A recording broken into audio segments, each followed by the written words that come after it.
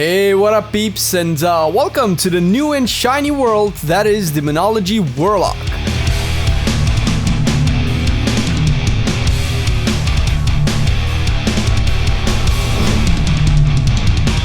We all know, have seen, and maybe even played the revamped spec. Now, considering we are still in the pre-patch, this won't be a full guide, but more of an in-depth analysis of how I think Demonology Warlock works and its potential. If you want to play it now, I will go over the talent rotation in a little bit, and for the full guide, that will come out at 120 after Blizzard has finished all of their number tuning and scaling issues we have been fighting with since the pre-patch launched. If you like this type of video, hit us up in the comment section below and keep your sub on since Warlock PvP is in the works. Now, when it comes to the talent, there are more builds out there than just the one that you see right now. This one is mostly focused on single target because, as far as I can tell, I'm falling behind in single target damage compared to all of my other friends that come as DPSs in dungeons, so I decided to keep this one. You get demonic strength at first tier because it gives your Fel Guard a Fel Storm that deals 400% increased damage, which obviously is good in AoE situations, but it's the best single target damage in the tier. Second row, Demonic Call and Shadow Bolt and Demon Bolt have a 20% chance to make your next Dreadstalkers cost 1 less shard and have no cast time, which is really good. And of course, it lets you move around the fight without having to cast every single spell, and that's really helpful, as well as in PvP, but probably in PvP you're going to be taking Master Summoner anyway, so far. Now, level 45, you can get whatever, I don't really care. Burning Rush is good in PvE, you probably won't ever take this in PvP, it's kind of counterintuitive, but we'll talk about PvP at a later date. Level 60, Summon Vile Fiends, by far probably the best choice for single target in this tier. All of the other targets, all of the other talents, haha, work as well, but if you want to maximize your single target damage, Vile Fiend is the way to go because you get another demon. Now, I personally like Dark Fury because it lowers the cooldown on Shadow Fury, which means more stuns, which is really important in Mythic Plus. You can of course get pretty much anything else, however I do recommend Dark Fury because it brings the nice utility in Mythic Plus that Warlocks are welcome for. Level 90, Inner Demons, you passively spawn Wild Imps for 12 seconds and you have a 10% chance to also summon an additional demon to fight for you for 15 seconds. The additional demons I think only work when you're already in combat. As you can see, I only have the, how do I do this? There we go. I only have the 2 imps with me. Right there, 2 little guys, they go out, another one comes in, and they keep rotating like that, and the bigger demons only spawn when you're in combat. But of course they work to synergize with all of your other spells, with your cooldown, Demonic Tyrant, and with the last talent, which is Sacrifice Souls. Shadow Bolt and Demon Bolt deal 5% additional damage per demon you have summoned. Pretty self-explanatory. Now, this is from the ring. I just have this ring because it works with all specs, and since I'm going to be playing and trying out all specs, that legendary seems to be worth it because I don't have that many legendaries yet, so still working on it until Battle for Azeroth launches.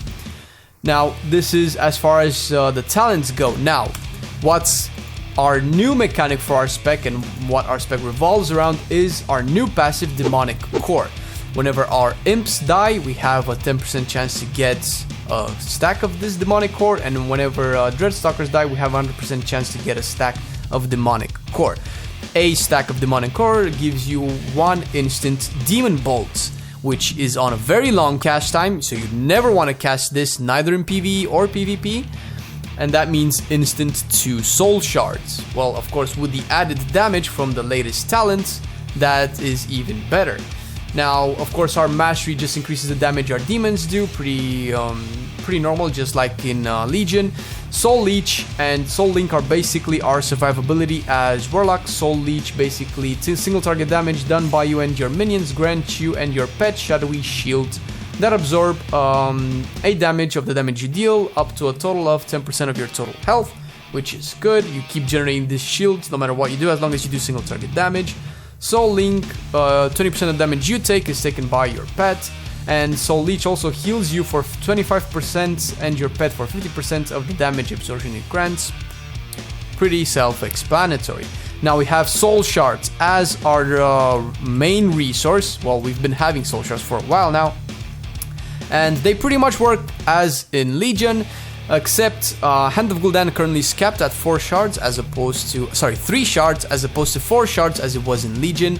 So you only do it with 3 shards. Now, which makes it a little bit smoother because now 5 shards you can cast both Dreadstalkers and Gul'dan and not have to put a Shadow Bolt in between the 2 casts. So that's really good. And Demonic Tyrant is our cooldown. Each Warlock specs has its own demon, which is really cool. Demonic Tyrant basically summons a big-ass demon that empowers all of our other demons. Look at this bad boy. Been working that out. And extends the duration of all the demons that we have out at the time by 15 seconds. And empowers all of the other demons, as long as this guy is attacking, for 15% extra damage. Now, I don't know exactly if I summon something else now, if that gets empowered as well.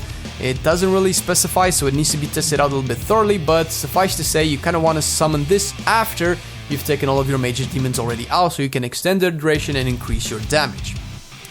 And, well, this is pretty much it when it comes to our spells. Everything else is, as you probably know it, I'm not going to go over into all the spells, and you probably know that already.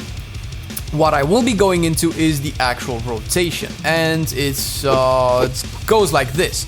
Before the fight starts, you want to pre-pot and then start casting Demon Bolt. It's not as efficient as pre-potting just before the tank pulls, but you want to cast Demon Bolt because it's better, since that means that you'll be starting the fight with 5 soul shards. Sorry about that.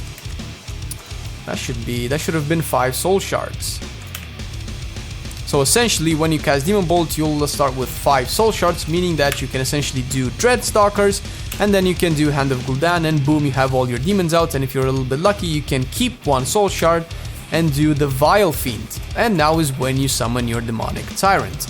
After that, this is your opener. You just want to generate shards with Shadow Bolt and spend them on Hand of Gul'dan only when you have 3s. And we have a proc for Dreadstalkers, which only costs 1 shard, so we only have to do 1 Shadow Bolt. And keep rinse and repeat. Always make sure that you pop Demonic Strength as well. And keep spamming Shadow Bolts. Now, eventually you will get the Demonic Core procs, which you will be casting. You don't want to cast it when you have 1 left, because you'll go overboard and lose 1 shard. So you want to spend them first, cast them again, spend them, cast them. This is how I do it.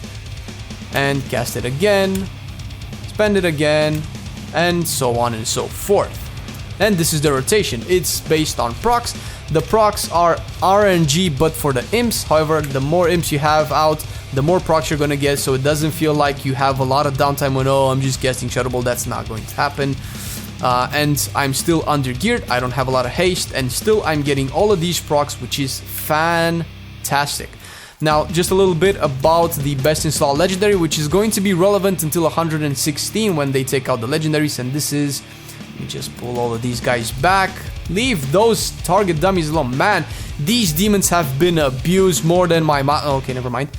Let's see. Now, we have Wilfred's Superior Sigil of Summoning. Sigil of Superior Summoning, whatever, something like that. This reduces the cooldown of Demonic Tyrant by 2 seconds for each Stalker or Imp that you summon out, meaning that you will be summoning Demonic Tyrant 2, 3, maybe even 4 times per boss fight, depending on how many procs of Demon Bolts you have, depending on how many demons you spawn, essentially. Which is really good, because, well, it empowers all of the demons. When it comes to AoE, you're going to be using Implosion. Now, Implosion doesn't have a cooldown, doesn't have a cast time, it's instant. It kills all of your imps on the target that you have selected, as so. And then it deals damage to that target and everybody around it for each imp you have killed. Mine does, so far, 384 per imp. So, what you want to do is, you want to have a summon Hand of Gul'dan. Let's say I don't have any Demonic Core procs. I'm just gonna spam Shadow Bolts until I get enough shards for the next Hand of Gul'dan, and Implosion just before I cast the next Hand of Gul'dan. This is to maximize the amount of implosions I put out.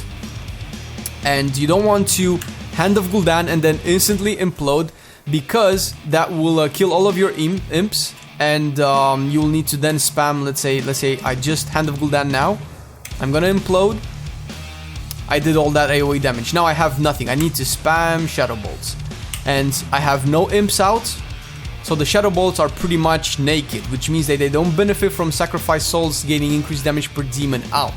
Which is why you want to cast Hand of Gul'dan, you'll have your imps out. You will generate the 3 shards back with empowered shadow bolts, and then you would normally want to cast a second Hand of Gul'dan, but you're going to implode first, and then Hand of Gul'dan again, and then shadow bolts. Shadow bolt while the imps are out to maximize your DPS. This is, in my opinion, the best way to maximize DPS with implosion. Basically, the way you want to think about this rotation, everything freaking synergizes, man. The demon synergizes with inner demons, with sacrifice souls, with demonic tyrant. Everything is so good and works so nice, and let me actually show you guys how all of this works in some actual fights. This is a good example of a full fight with everything as it should be.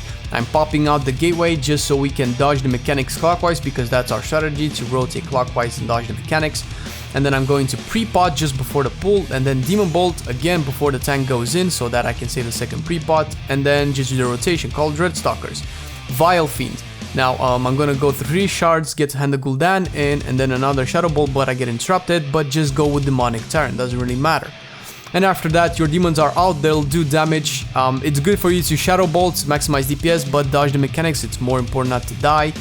Get all those stacks for the absorption, and keep generating 3 shards, Hand of Gul'dan, or 2 shards, Dreadstalkers. It's very good to keep in mind that your damage comes passive. Think of your demons as dots. Once you summon them, they will just do damage, so you can actually move around, dodge the mechanics, and do the fight properly. And well, this is pretty much it. Use your procs on Demon Bolts, summon the Hand of Gul'dan's, Demon Bolt again, Hand of Gul'dan's, Vile Fiend whenever it comes off cooldown. This will reduce, all of these spells will reduce the cooldown of Demonic Tyrant, well, just Dreadstalkers and Imps actually. And then you'll get the Demonic Tyrant out as well, and try to always summon it out after you already have a bunch of demons out. So I'm trying to get the second Hand of Gul'dan before I get the Demonic Tyrant, but time is ticking, and I'm just gonna postpone the Demonic Tyrant altogether just so I can get those Dreadstalkers out.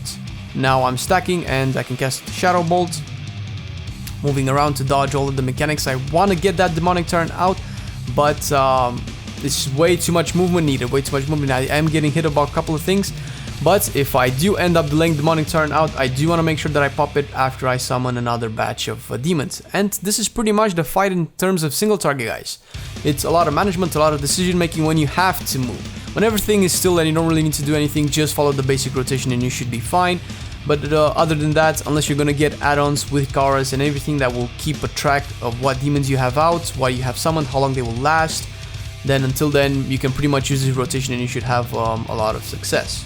Second example of a fight is where you don't have time to pre-pot or Demon Bolt. I did actually pre-pot, but I couldn't Demon Bolt anymore just because it was instant, so I'm just gonna summon my demons, Vile Fiends, Dreadstalkers, and Demonic Tyrant as soon as possible. And then, well, everything else you already know. You just generate soul shards, you spend them on Hand of Gul'dan's, you pop your procs with Demon Bolts, and keep doing what you do best. Dodge the mechanics. You can use a lot of movement, like I mentioned, because the demons just deal damage passively. Look at that beauty. So many bolts. Very nice, very nice. A very enjoyable specs, guys. It looks really nice, it feels really nice, and I cannot wait to take this into Battle for Azeroth and wreck some faces. And like I mentioned, PvP will come shortly. Demo is a little bit awkward in PvP because it's a little bit awkward to generate shards to begin with, since you'll need to cast everything, and demons can be CC'd, they can be feared, they can be stunned, so that means that you lose a lot on damage. It's a little bit different, but keep your eyes open, keep being subbed, and enable those notifications so that you can be updated with all of our videos, daily WoW videos, when it comes to PvE and PvP as well. But until next time, guys, thanks for checking out the video, and peace!